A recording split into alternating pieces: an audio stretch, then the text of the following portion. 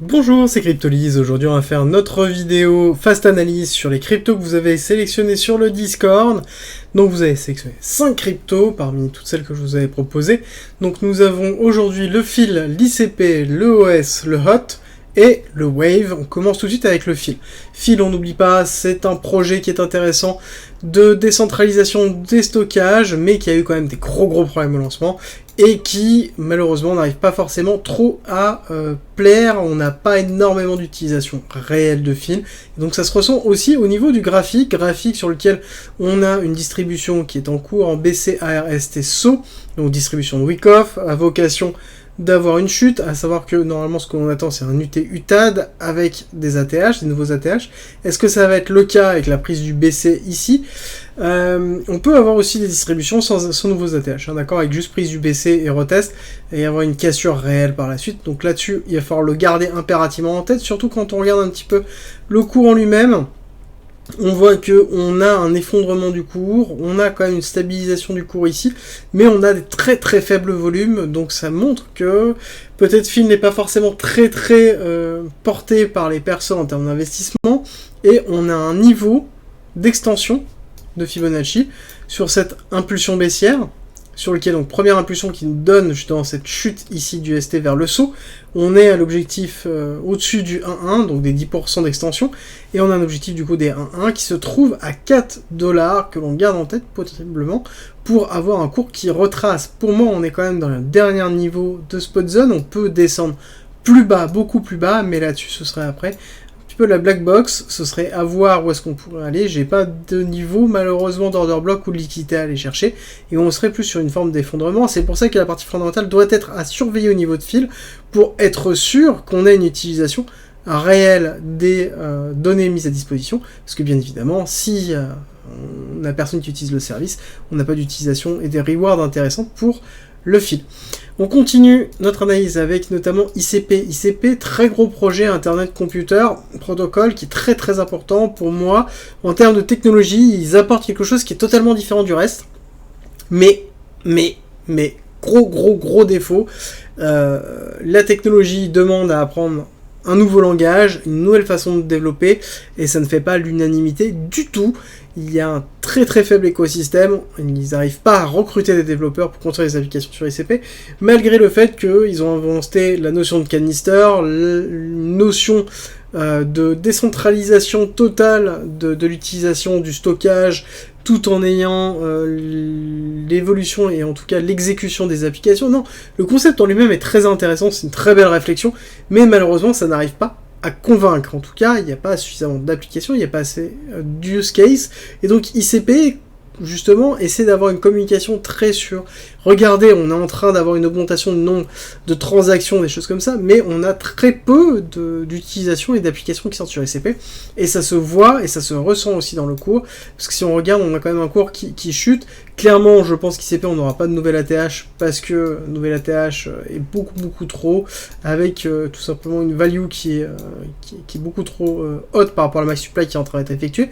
Mais à côté, on a une target ici que l'on peut aller chercher à 0,86 $, sur lequel on aura une continuité de la baisse. Ce qui est intéressant de voir, c'est qu'on a aussi une baisse du volume, mais aussi on a une baisse de la diminution de la chute, donc on a une forme de résilience du cours qui est en train de se faire, forme de résilience qui est plutôt positif, hein, d'accord, c'est-à-dire qu'on est en train d'arriver dans une zone sur laquelle je pense on risque d'accumuler et descendre progressivement peut-être vers les 1 $, mais pour moi, ça peut être un actif qui peut être intéressant, parce que technologiquement c'est intéressant, mais il faut impérativement des use cases. Hein. On n'oublie pas le concept même d'avoir une blockchain, c'est des outils pour les développeurs, surtout dans des blockchains structurelles comme celle-ci. Si jamais ces outils ne conviennent pas, et en tout cas on n'arrive pas à attirer de développeurs, on n'aura pas d'utilité pour le token, et donc on aura un prix qui sera bas, et en tout cas qui continuera à diminuer, malgré le fait que la technologie est intéressante, et peut même considérer comme une forme de révolution, mais une révolution qui passera où tout le monde passe à côté. D'accord ? Donc là-dessus, il faut vraiment l'avoir en tête.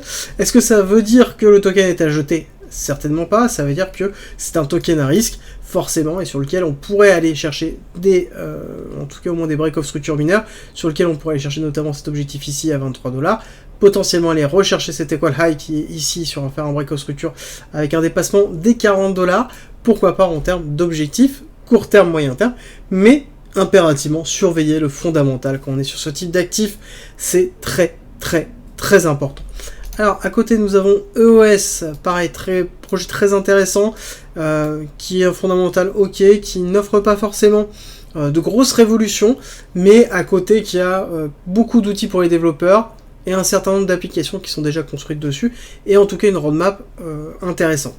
Nous avons un cours qui techniquement est en accumulation, très grosse accumulation, avec un SCARSTB, ici première prise de liquidité, et là nous sommes dans la deuxième prise de liquidité avec le Spring qui est en cours de construction, qui elle-même est dans la mise en place d'une accumulation en Psy SCAR, ST, AR, STP, donc là on a bien le petit ST qui a été fait, AR, STB, prise de liquidité, surtout là nous sommes en consolidation dans ce STB, sur lequel nous avons aussi une autre accumulation qui est en train de se mettre en place là, mais qui est quand même assez faible pour l'instant. On a un niveau qui est important au niveau de la continuité baissière, qui se trouve sur cette impulsion baissière ici, sur lequel on pourra avoir une tendance à 272 à 0,319, donc 0,32, sur lequel on pourra avoir notamment une mèche, pourquoi pas, de validation de prise de liquidité avant de repartir à la hausse. Pourquoi pas? Pareil, fondamentalement, on n'oublie pas qu'il faut checker fondamentalement les use cases. Si jamais vous n'avez pas d'application, ça veut dire que vous n'aurez pas d'utilisation pour le OS, et ainsi de suite. Donc il faut vraiment le garder en tête. Et ça, je pense que c'est valable quand même pour les 4 premières cryptos que je suis en train de vous présenter ici. Donc on a quand même un cours qui est intéressant. Les targets qu'on pourrait se fixer, c'est à minima faire un break-off structure de l'AR ici, donc aller chercher 3,25$. Et ensuite, la seconde target pour moi serait 6,50$. Pourquoi pas, après, aller casser le gros AR, donc les 15$, mais ça reste quand même très compliqué, il faut vraiment qu'il y ait un gros engouement qui se mette en place, et un gros bull run, des gros projets de l'incentive pour attirer du développeur et pouvoir construire sur EOS. Ensuite, nous avons le projet HOT de Holochain, très gros projet, très intéressant, pareil, fondamentalement, qui est une autre vision, qui est une construction d'applications décentralisées en peer-to-peer. Le concept en lui-même est très intéressant, en tout cas d'un point de vue développement. Ça veut dire qu'on n'est pas obligé d'avoir... chaque application aura sa propre connexion peer-to-peer, et donc du coup sera détachée des autres projets, donc les utilisateurs en eux-mêmes deviennent réellement les fondateurs. Si je simplifie énormément, mais c'est un petit peu l'idée. La construction, ça sous-entend aussi que la construction de l'application est totalement différente, et c'est aussi un des freins. C'est-à-dire qu'à partir du moment où on commence à avoir une transformation ce qui demande un investissement tel pour pouvoir construire une application dessus, bah ça veut dire qu'on a très peu d'applications, on a très peu de personnes qui dépensent cet investissement en temps, en énergie et en formation, et donc forcément on se retrouve avec un projet qui a une grosse période d'accumulation, grosse accélération avec prise de profit qui a été effectuée à 0,031, mais depuis on est sur quelque chose qui est en chute libre et qui n'arrive pas à convaincre, parce que aussi nous avons quelque chose qui donne assez peu de nouvelles, alors même si on a quand même une roadmap qui est intéressante derrière, mais on a quand même une communication qui est assez faible, un marketing qui est assez faible, et donc c'est compliqué de convaincre, et je pense aussi que, principalement parce qu'ils sont encore en bêta, ils sont pas encore mainnet, c'est un projet pour moi que je suis, en tout cas personnellement, parce que je trouve l'idée intelligente. Est-ce que ça va séduire? C'est toujours la complexité. À partir du moment où le niveau d'accessibilité de la technologie est compliqué, bah derrière on aura forcément un engouement qui sera moindre. Donc techniquement nous avons une distribution, excusez-moi, une distribution de Wyckoff en BCARST SO. On a pris la liquidité de l'AR, donc quelque chose de classique. Ce que l'on attend, rappel par rapport à la vidéo de tout à l'heure, enfin à l'analyse de tout à l'heure, on attend un UT UTA, donc de nouveaux ATH. Est-ce qu'on y arrivera sur Holochain?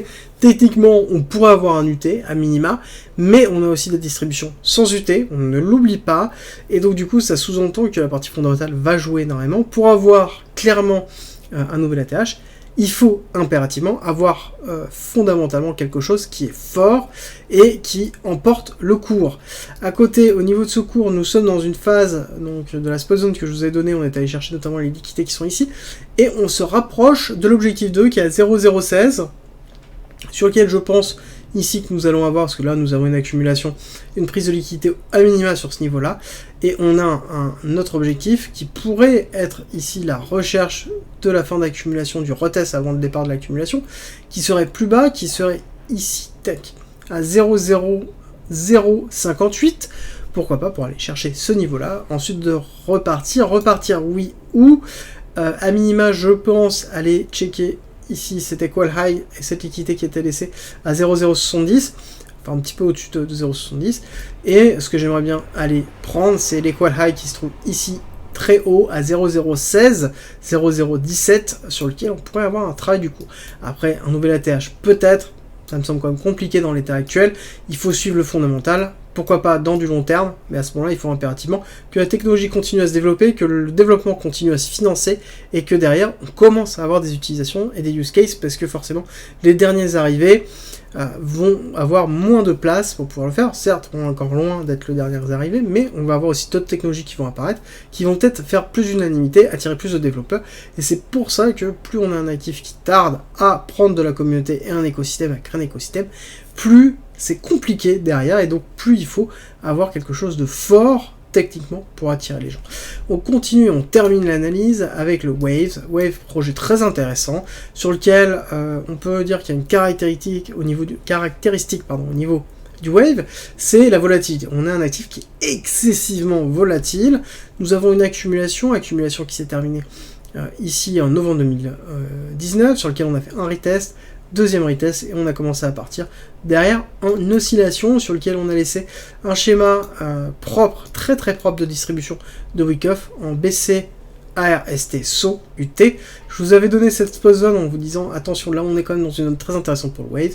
Qu'est-ce qui s'est passé derrière? On a eu un éclatement du Wave, éclatement très très fort. On voit que pour ceux qui avaient suivi notamment le call, on avait quelque chose qui était 400% quand même sur du spot, quelque chose qui est très intéressant, qui est d'ailleurs souvent trade chez nous au niveau du Discord, où on retrouve souvent des entrées dessus, parce que on a quand même beaucoup de volatilité quand on regarde des bougies qui sont en train de se faire là, celle-ci, pareil, les chutes, les shorts ont été magnifiques dessus sur le Wave, et on a un actif qui a validé cette distribution en cassant le saut, cassure du saut sur lequel on a eu un retest, et une consolidation qui est en train de se faire.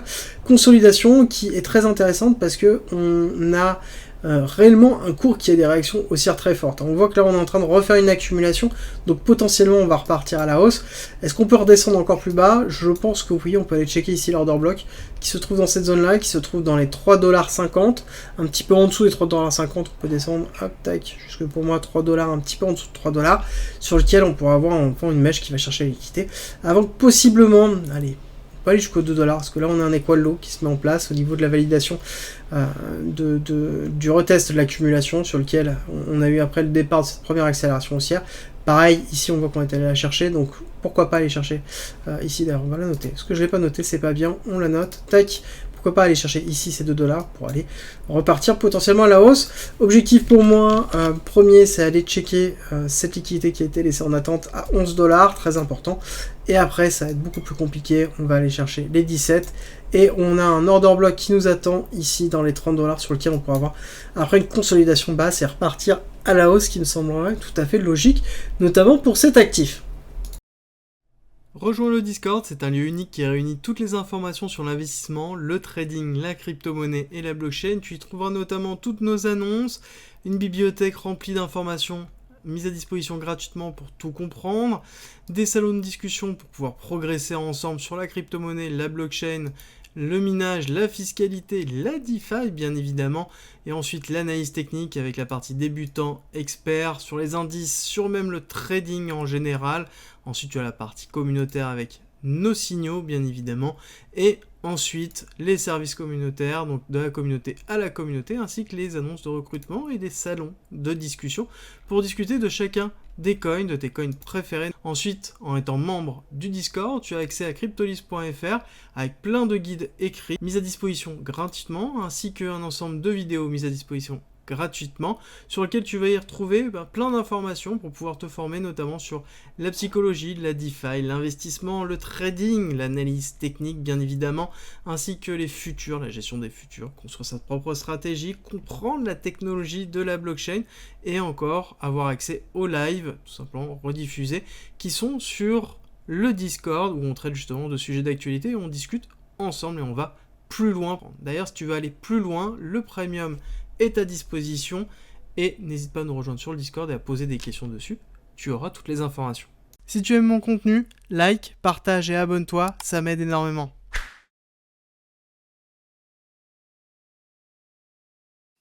Merci d'être resté avec moi jusqu'au bout, abonne-toi, partage si t'as aimé et rejoins-nous sur Discord, c'est avec plaisir qu'on t'accueillera et à très vite.